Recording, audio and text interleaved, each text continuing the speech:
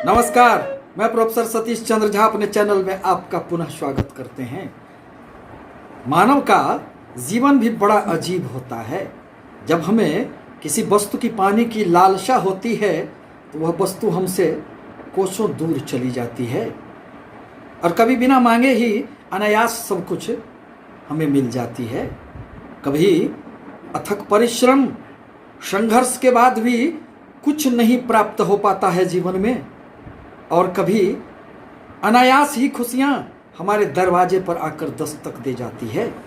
अतः जीवन में कर्म के साथ साथ भाग्य की भी आवश्यकता पड़ती है।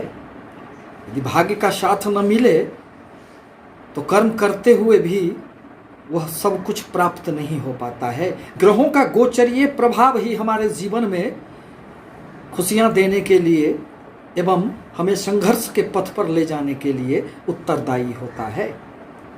6 अप्रैल 2021 को सबसे शुभ ग्रह देवगुरु बृहस्पति का राशि परिवर्तन होने जा रहा है, जिसका प्रभाव सभी राशियों पर निश्चित रूप से पड़ेगा।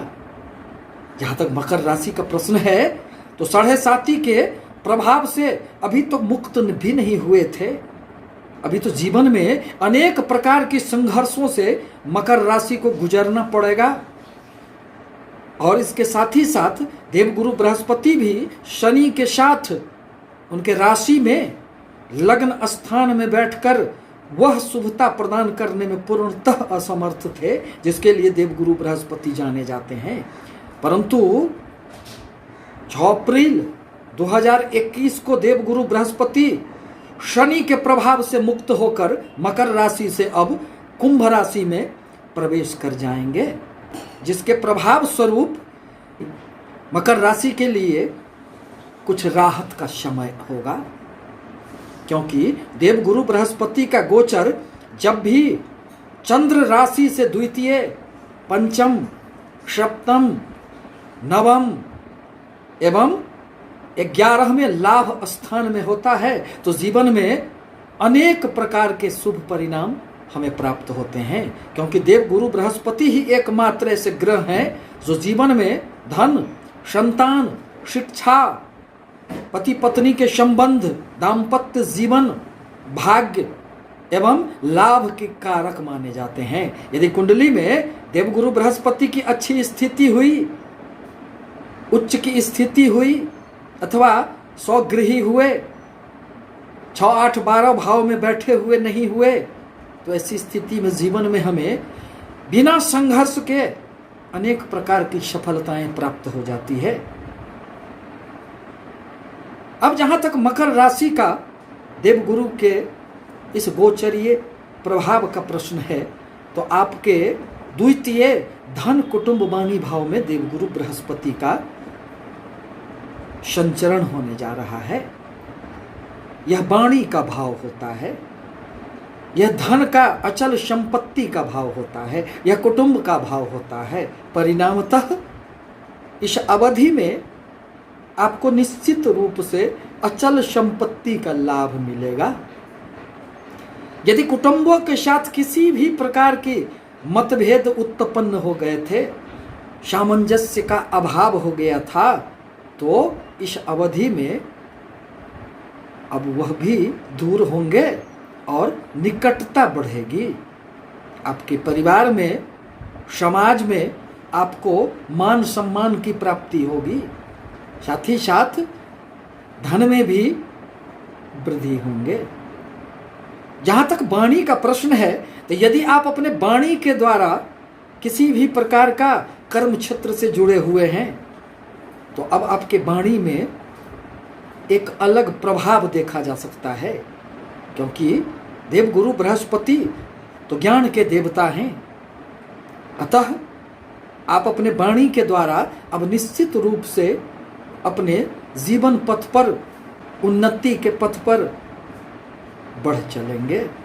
देवगुरु बृहस्पति जिस भाव में बैठते हैं वहां से उनकी 3 दृष्टियां मानी गई है, और उन दृष्टियों में अमृत का निवास माना जाता है। अर्थात उनकी दृष्टि जिस भाव पर पड़ती है उस भाव में वृद्धि हो जाते हैं। अतः देवगुरु बृहस्पति आपके द्वितीय भाव में बैठकर उनकी पंचम दृष्टि आपके छठे भाव पर पड़ेंगे। छठे भाव ऋण का होता है, शत्रुओं का होता है, प्रतिस्पर्धा का भाव होता है। अतः इस अवधि में शत्रुओं से सावधान रहने की आवश्यकता पड़ेगी। ऋण लेने की आवश्यकता पड़ सकती है। अतः जरूरत है कि अपने व्यापार के लिए यदि आप किसी भी प्रकार का ऋण लेना चाहते हैं तो सोच समझकर इस दिशा में अपने कदम बढ़ा दें, अन्यथा परेशानियों में, कर्जे में भी आप घिर सकते हैं। किसी भी प्रकार की प्रतिस्पर्धाओं में इस अवधि में आपको निश्चित रूप से विजय प्राप्त होगी। या तो वह व्यापार की प्रतिस्पर्धा होगी या फिर छात्रों को यदि किसी भी प्रकार की नौकरी के लिए वह प्रतियोगिता परीक्षाओं में बैठेंगे तो इस अवधि में उनको सफलताएं निश्चित रूप से प्राप्त होगी। देवगुरु बृहस्पति की 7वीं दृष्टि अब आपके अष्टम भाव पर पड़ेंगे जो आकस्मिकता का भाव है।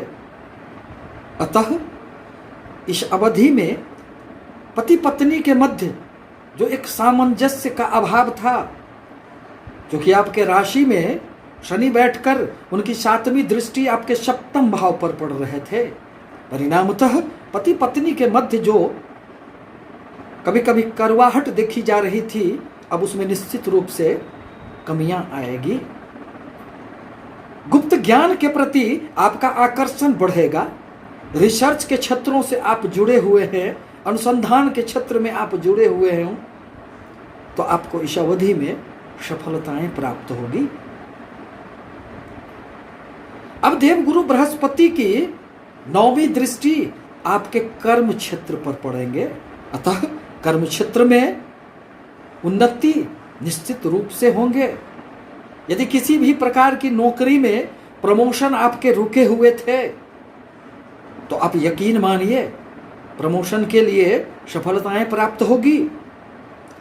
कर्म क्षेत्र में उन्नति होंगे, साथ ही साथ व्यापार में, नौकरी में सफलताएं प्राप्त होगी।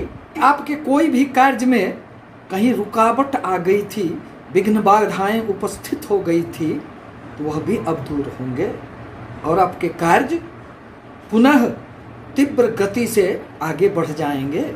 अब किसी भी प्रकार की उसमें रुकावटें नहीं आएगी, क्योंकि देवगुरु बृहस्पति की दृष्टियों में वह प्रभाव होता है जो आपके कर्म क्षेत्र में हर एक प्रकार की परेशानियों से अब आपको निश्चित रूप से मुक्ति मिलेगी। अब जहां तक नक्षत्रों का प्रश्न है, देवगुरु बृहस्पति 5 मार्च से घनिष्ठा नक्षत्र में संचरण कर रहे हैं, जिसके स्वामी मंगल देव होते हैं। और मंगल आपके लिए लाभ स्थान एवं चतुर्थ स्थान के स्वामी बनते हैं। अनेक स्रोतों से इस अवधि में आपको लाभ प्राप्त होंगे, साथ ही साथ सुख के संसाधनों में भी आपके वृद्धि होंगे। मन में जो एक खिन्नता का भाव हमेशा उत्पन्न हो गया था, मन में जो एक बेचैनी का भाव उत्पन्न हो गया था, अब उसमें भी निश्चित रूप से कमियां देखेंगे और आपके मन में एक शांति एवं सुकून का भाव जागृत होगा। इस प्रकार कहा जा सकता है कि देवगुरु बृहस्पति का यह जो राशि परिवर्तन होने जा रहा है वह निश्चित रूप से 6 अप्रैल 2021 से सितंबर तक की जो अवधि होगी वह आपके लिए अनेक क्षेत्रों में सफलतादायक होगी। आपसे निवेदन है कि हमारे चैनल को लाइक करें, सब्सक्राइब करें, ताकि मैं अपने विचारों से आपको अवगत कराता रहूं। धन्यवाद।